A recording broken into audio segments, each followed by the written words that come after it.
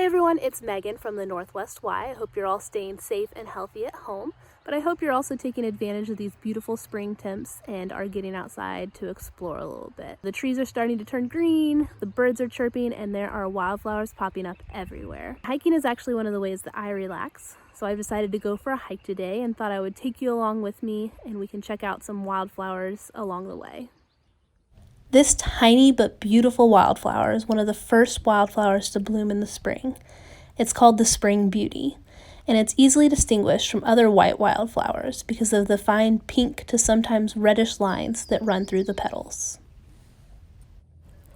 This is the common blue violet, and it's very common here in southern Indiana. It's also a wild edible. The young flowers and leaves can be added to salads, and it's said to have a very bland taste. With any wild edible, make sure you know exactly what it is before placing it in your mouth. Otherwise, don't eat it.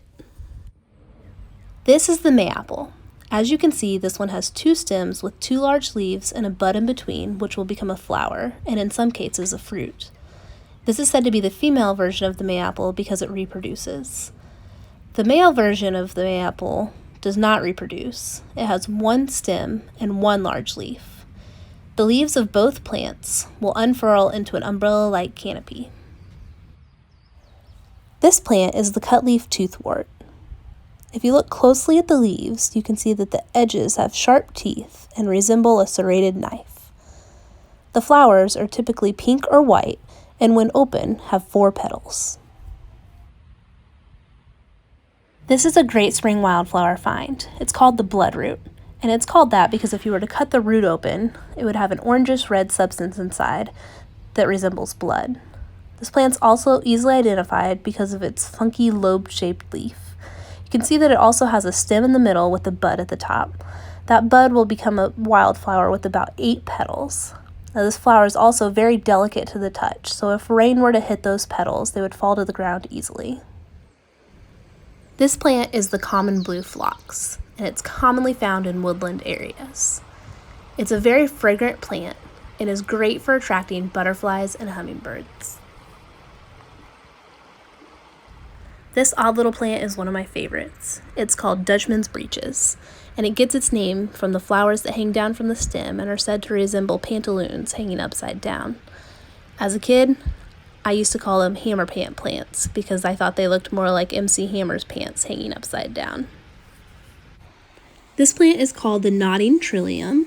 As you can see, it has 3 leaves, so tri equals 3.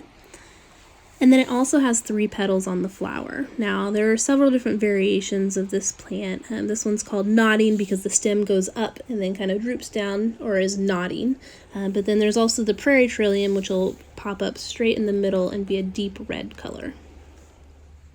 This is the trot lily. It has a nodding yellow flower in the middle, similar to the nodding Trillium, and then it gets its name because of its leaves, which are green and brown speckled and are said to resemble the coloration of a trout. And finally, for today's hike, the rue anemone. This plant is very common in southern Indiana. This plant typically grows on its own, though one plant can have several stems and flowers. There's also a look-alike plant called the false rue anemone. It looks very similar to the rue anemone, but it only has 5 petals and grows in colonies. Thanks for coming along with me on today's wildflower hike. I hope you learned something along the way. I highly encourage you to do some exploring on your own and check out what kind of wildflowers are popping up in your area.